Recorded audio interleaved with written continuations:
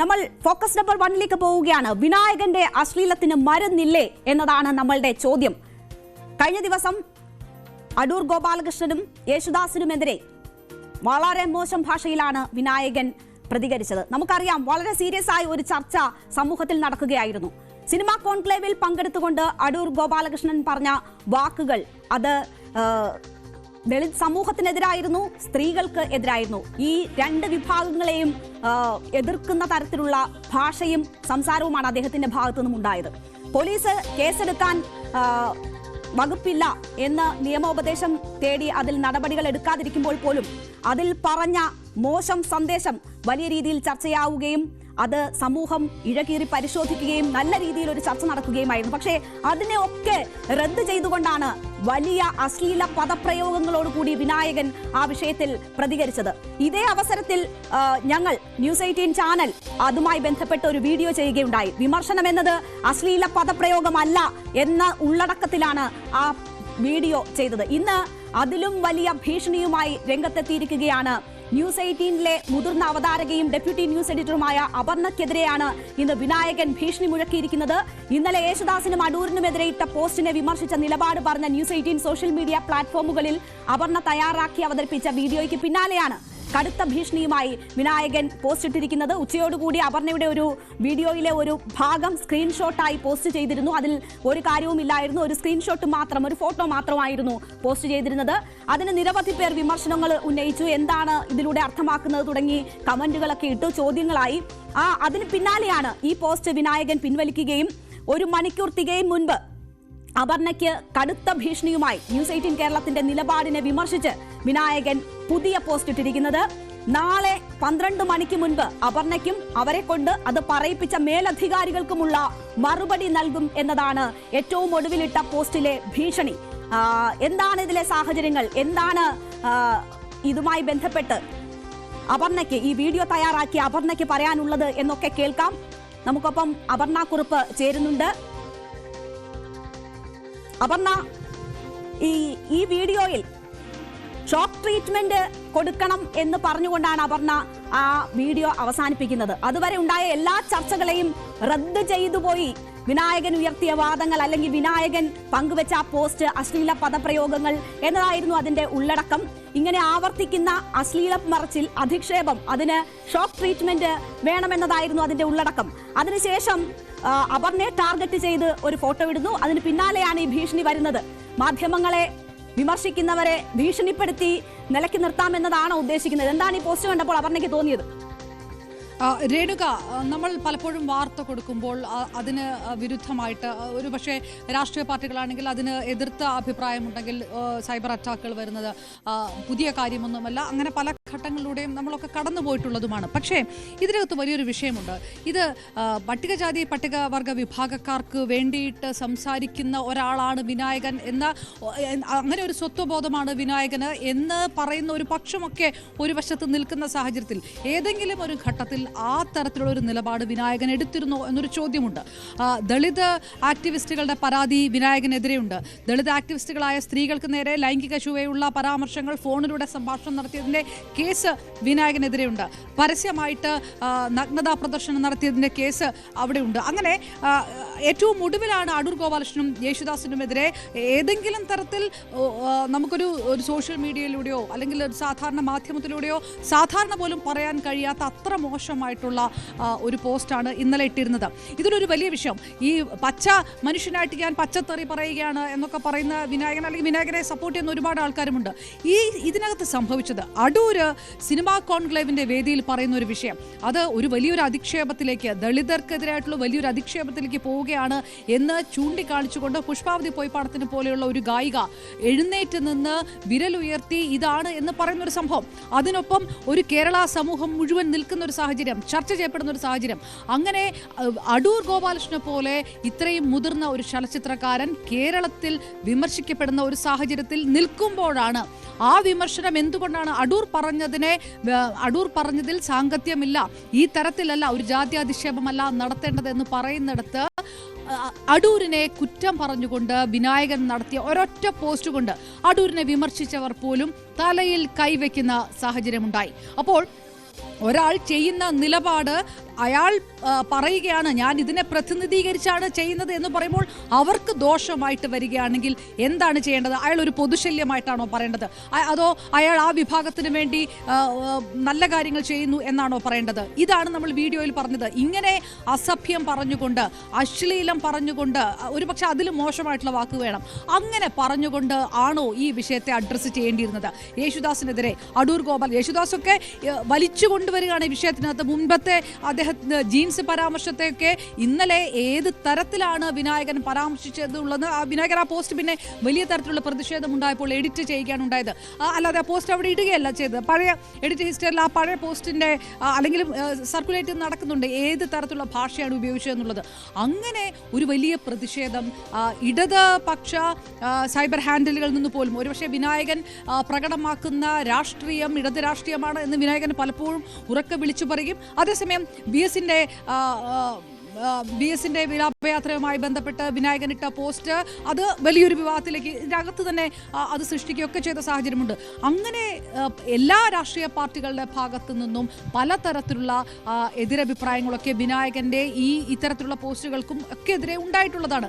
Cinema മേഖലയെ സംബന്ധിച്ചോളം cinema മേഖലയ്ക്ക് വിനായകനെതിരെ തുറന്നു പറയാനുള്ള ഗട്സ് സ്വാഭാവികമായിട്ടും ഉണ്ടാകില്ല. കാരണം ഏതെല്ലാം തരത്തിലുള്ള പോസ്റ്റുകളും ഇരവാദങ്ങളും ഒക്കെ ആയിരിക്കും വിനായകൻ ഉയർത്തുക എന്നുള്ളത് വലിയ വിഷയമാണ്. ഇതിൽ ഞാൻ പറയുന്നത് നമുക്ക് പറയാനുള്ളത് ന്യൂസ് 18 എന്ന് പറയുന്ന ഒരു മാധ്യമം അല്ലെങ്കിൽ ഒരു മാധ്യമ പ്രവർത്തക ചെയ്ത ഒരു വാർത്ത, അതൊരു ചാനലിന്റെ നിലപാടാണ്. ആ നിലപാടിനെ ചോദ്യം ചെയ്തുകൊണ്ട് ഒരു താരം അല്ലെങ്കിൽ ഒരാൾ ഭീഷണിപ്പെടുത്തുന്നു എന്നുള്ളതല്ല നമ്മുടെ വിഷയം. അടൂർ ഗോപാലകൃഷ്ണൻ നടത്തിയ ഒരു പരാമർശത്തിനെതിരെ പുഷ്പാവതി പൊയ്പ്പാടത്ത് അടക്കമുള്ളവർ ഉയർന്നു വരുമ്പോൾ ഇത് ഏത് തരത്തിലാണ് സാമൂഹ്യ കേരളം ചിന്തിക്കേണ്ടത് എന്നുള്ളതിനെ പറ്റി വലിയ ചർച്ചകൾ നടന്നു. ആ ചർച്ചകൾക്കൊപ്പമാണ് ന്യൂസ് 18 നിന്നത്. ആ ചർച്ചകൾക്കൊപ്പമാണ് നമ്മളുടെ ഡിബേറ്റുകൾ നടന്നത്. ആ ചർച്ചകൾ അനുസരിച്ചാണ് നമ്മൾ നിലപാടെടുത്തത്. ആ നിലപാടിനെ ഇങ്ങനെ ഒരു അസഭ്യ പോസ്റ്റ് കൊണ്ട് ഒറ്റ നിമിഷത്തിൽ വിനായകനെ പോലെ ഒരാൾ റദ്ദാക്കുമ്പോൾ എന്താണ് ചെയ്യേണ്ടത്? അപ്പോൾ നമ്മൾ പുഷ്പാവതി ഉയർത്തിപ്പിടിച്ച ആ വിഷയത്തിനെ പരിപൂർണമായിട്ട് റദ്ദ് ചെയ്യുന്ന ഒരാളുടെ പോസ്റ്റിനൊപ്പമാണോ നിൽക്കേണ്ടത്? അത് ഒരു വിഷയം. രണ്ടാമത്തത്, എല്ലാ കാലത്തും സ്ത്രീ വിരുദ്ധതയും അല്ലെങ്കിൽ ഈ തരത്തിലുള്ള സാമൂഹ്യ വിരുദ്ധത, ആ ഒരു വാക്ക് ഉപയോഗിച്ചാൽ പോലും തർക്കമില്ല. അങ്ങനെ നിൽക്കുന്ന ഒരാൾ ഈ സമൂഹ മാധ്യമത്തിൽ ഡിജിറ്റൽ മീഡിയയിൽ എന്തും പറയാം, ഏതു ഭാഷയും ഉപയോഗിക്കാം എന്നുള്ളതാണ്. തീർച്ചയായും ഇത് ഇന്ന് ആദ്യമായല്ല വിനായകൻ ഇത്തരം പരാമർശങ്ങൾ നടത്തുന്നത്, അശ്ലീല പദപ്രയോഗങ്ങൾ നടത്തുന്നത്, അശ്ലീലം കാട്ടുന്നത്, പരസ്യമായി തന്നെ കേസ് വരുന്നത്, വിമർശിക്കപ്പെടുന്നത് ഒന്നും ആദ്യമായിട്ടല്ല. ഇവിടെ ഈ അപർണ തയ്യാറാക്കിയ വീഡിയോയിൽ എന്താണ് വിനായകനെ ഇത്രമേൽ ചൊടിപ്പിച്ചത്?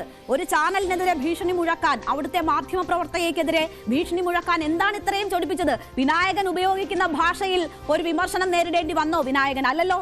സത്യസന്ധമായ രീതിയിൽ ഒരു മാധ്യമപ്രവർത്തകയ്ക്ക് അവതരിപ്പിക്കാൻ പറ്റുന്ന ഭാഷയിലും രീതിയിലും കണ്ട വീഡിയോ എങ്ങനെയാണ് വിനായകനെ ചൊടിപ്പിച്ചിട്ടുള്ളത്? അപ്പോൾ വിനായകന്റെ വാക്കുകൾ ഇത് കേൾക്കുന്നവരെ അല്ലെങ്കിൽ വിമർശന വിധേയരാകുന്നവരെ ഏതൊക്കെ തരത്തിൽ പ്രകോപിപ്പിക്കണം? വിനായകന്റെ സ്റ്റൈൽ ഇതാണെങ്കിൽ തീർച്ചയായിട്ടും അങ്ങനെയാണെങ്കിൽ അടൂർ ഗോപാലകൃഷ്ണൻ വിമർശിക്കുമ്പോൾ എന്തിനാണ് എത്രയോ വർഷങ്ങൾക്ക് മുമ്പ് ജീൻസ് വിഷയത്തിൽ പരാമർശം നടത്തിയ യേശുദാസിനെ മാത്രമല്ല അദ്ദേഹത്തിന്റെ കുടുംബാംഗങ്ങളെ പോലും പുലഭ്യം പറയുന്ന രീതിയിലുള്ള പോസ്റ്റ് എന്തിനാണ് വിനായകൻ ഇടുന്നത്? അഡ്രസ്സ് ചെയ്യുന്നത് അടൂർ ഗോപാലകൃഷ്ണൻ വിഷയമല്ലേ? അപ്പോൾ അങ്ങനെ പറയുന്ന കാര്യത്തിന് എന്തെങ്കിലും ഉദ്ദേശശുദ്ധി ഉണ്ടെങ്കിൽ, അത് പട്ടികജാതി പട്ടികവർഗ വിഭാഗക്കാർക്ക് വേണ്ടിയിട്ടാണ് പറയുന്നതെങ്കിൽ അതിനുദ്ദേശശുദ്ധി ഉണ്ടെങ്കിൽ ഈ തരത്തിലല്ല പ്രതികരിക്കേണ്ടത്. ഈ തരത്തിൽ പ്രതികരിച്ച് KPMS അടക്കം വലിയ പ്രതിഷേധമൊക്കെ നടത്തിയതാണ് അടൂരിന്റെ വീട്ടിലൊക്കെ.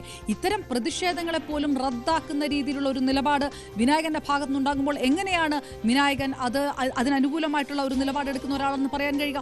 പുരോഗമനവാദമാണോ ഈ പച്ചത്തെറി പറയുന്നതാണോ പുരോഗമനവാദം? ഇന്ന് യൂത്ത് കോൺഗ്രസ് വിനായകനെതിരെ പരാതി കൊടുത്തിട്ടുണ്ട്. ഇടതുപക്ഷ ഹാൻഡിലുകളുടെ ഭാഗത്തുനിന്ന് സമൂഹ മാധ്യമങ്ങളിൽ വലിയ തരത്തിലുള്ള വിമർശനങ്ങൾ ഇന്നലത്തെ പോസ്റ്റിനെ കുറിച്ച് വന്നിട്ടുണ്ട്.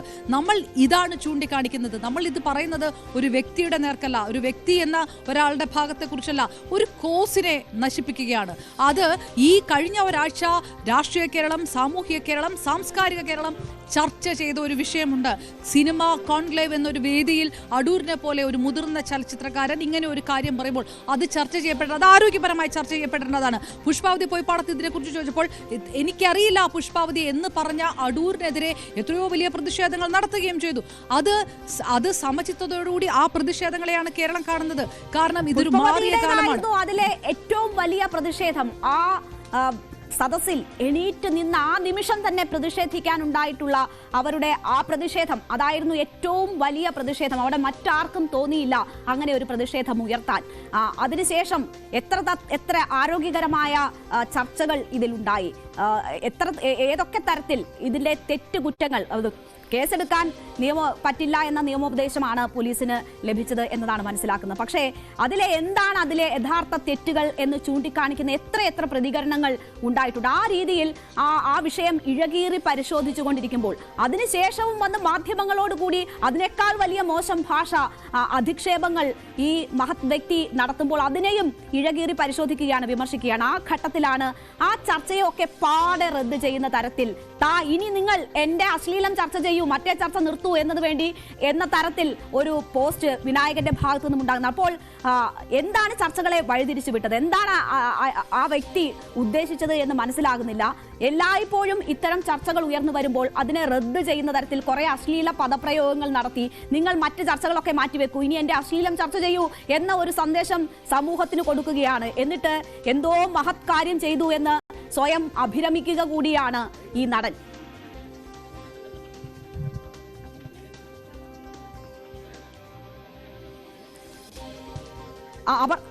അപർണ, രേണുക, ഇതിനകത്ത് വളരെ പ്രധാനപ്പെട്ട ഒരു കാര്യം, എത്രയോ പേർ സമൂഹ മാധ്യമങ്ങൾ, ഞാൻ പേരെടുത്ത് പറയുന്നില്ല, നമുക്കറിയുന്ന പോലെ വളരെ രാഷ്ട്രീയ അല്ലെങ്കിൽ ചാനൽ ചർച്ചകളൊക്കെ പങ്കെടുക്കുന്ന സാമൂഹ്യ പ്രവർത്തകരായിട്ടുള്ളവർ, രാഷ്ട്രീയ നിരീക്ഷകരടക്കം വലിയ വിമർശനങ്ങൾ വിനായകനെതിരെ ഉയർത്തിയിട്ടുണ്ട്. ഒരുപക്ഷെ ഇന്നലെ നമ്മുടെ വീഡിയോയിൽ പറഞ്ഞതിനപ്പുറത്തേക്കുള്ള വിമർശനങ്ങൾ അതിനകത്തുണ്ട്.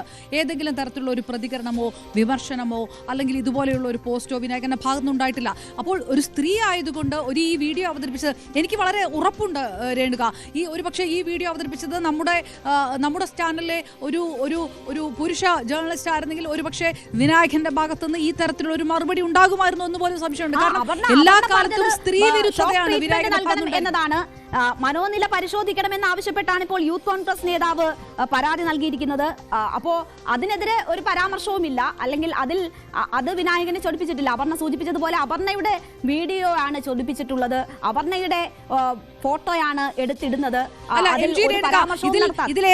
ഇതേതെങ്കിലും ഒരു അപർണയോ അല്ലെങ്കിൽ ഒരു രേണുകയോ എന്നുള്ളതല്ല വിഷയം. അപ്പുറത്ത് നിൽക്കുന്നത് സ്ത്രീ ആണെങ്കിൽ ഇങ്ങനെയാണ് താൻ പെരുമാറുക, സ്ത്രീകളോട് തന്റെ പെരുമാറ്റം ഇതാണ്. താൻ ഒരു കുട്ടികൾക്ക് വേണ്ടി അപ്പോയിന്റ്മെന്റ് വിളിക്കുന്ന ദളിത് ആക്ടിവിസ്റ്റ് ആയിട്ടുള്ള സ്ത്രീയോട് മോശമായ രീതിയിൽ ലൈംഗിക ചുവയുള്ള ഭാഷയിൽ ഒരാൾക്ക് സംസാരിക്കാമെങ്കിൽ ഈ രീതിയിൽ തുറന്ന് വിമർശിക്കുന്ന മാധ്യമ പ്രവർത്തകയായിട്ടുള്ള ഒരു സ്ത്രീയോടും അയാൾക്ക് ഈ ഭാഷയിലെ സംസാരിക്കാൻ കഴിയൂ, ഈ ഭീഷണിയിലെ സംസാരിക്കാൻ കഴിയൂ. 12 മണിക്ക് മുമ്പ് ഉത്തരം തരാമെന്ന് പറയുന്നത് അതും ഒരു ഭീഷണിയാണ്. നമ്മുടെ ഒരു ചാനൽ നെറ്റ്വർക്കിനോട്, ഒരു ടെലിവിഷൻ സ്ഥാപനത്തോട്, അതിലൊരു മാധ്യമ പ്രവർത്തകയോട് ഈ വീഡിയോയുടെ പുറത്ത് ഈ രീതിയിൽ ഭീഷണി പറയുന്നത് അത് വിനായകൻ എത്രയോ കാലമായിട്ട് തുടർന്ന് വരുന്ന വിനായകന്റെ സ്വന്തം ശൈലിയാണ്. അപ്പോൾ ഈ ശൈലിയെ കൈയടിച്ച് ഉദ്ഘോഷിക്കുകയും ഇതൊരു രാഷ്ട്രീയത്തിന്റെ പരിച്ഛേദമാണെന്നും അല്ലെങ്കിൽ ഇത് ഒരു അധകൃത വർഗം ഉയർന്നു വരുമ്പോൾ പച്ചയായ മനുഷ്യരായിട്ട് പറയുന്നതാണ്, അതാണ് പുരോഗമനം എന്നൊക്കെ പറഞ്ഞ പലരുമുണ്ട്. ഇതൊക്കെ ശരിയാണോ എന്നുള്ള ഒരു പരിശോധനയാണ് നടത്തേണ്ടത്. ഇത് ഏതെങ്കിലും തരത്തിലൊരു പുരോഗമനവാദമല്ല, സാമൂഹ്യ നീതിക്കായിട്ടുള്ള ഉയരുന്ന ശബ്ദങ്ങളെ പരിപൂർണമായിട്ട് ഇല്ലാതാക്കുകയാണ് ഇത്തരം വഷളത്തരം. ആ വാക്ക് ഞാൻ വീണ്ടും ആവർത്തിച്ചു പറയുന്നു. വിനായകന്റെ പോസ്റ്റ്, ആ നിലപാട് വഷളത്തരമാണ്, അശ്ലീലമാണ്. സ്വാഭാവികമായിട്ടും ഇങ്ങനെ പുറത്തിറങ്ങി നിന്ന് ഈ ഭാഷ പറയുന്ന ഒരാളെ നമ്മൾ എന്താണ് ചെയ്യുക? ഒന്നുകിൽ നാട്ടുകാർ തല്ലുകയാണ് ചെയ്യുക, അതല്ലെങ്കിൽ അയാൾ ഒരു മാനസിക രോഗിയാണെന്ന് മുദ്ര കുത്തുകയും ചെയ്യും. ഒരു കലാകാരനായതുകൊണ്ട് ഇത് രണ്ടും ഉണ്ടാവുകയില്ല. വലിയ പ്രിവിലേജ് ഉണ്ടാകാം, ആരെയും എന്തും പറയാം, എന്ത് വൃത്തികേടും പറയാം എന്ന് എങ്ങനെയാണ് അയാൾക്ക് കരുതാൻ കഴിയുക? അതാണ്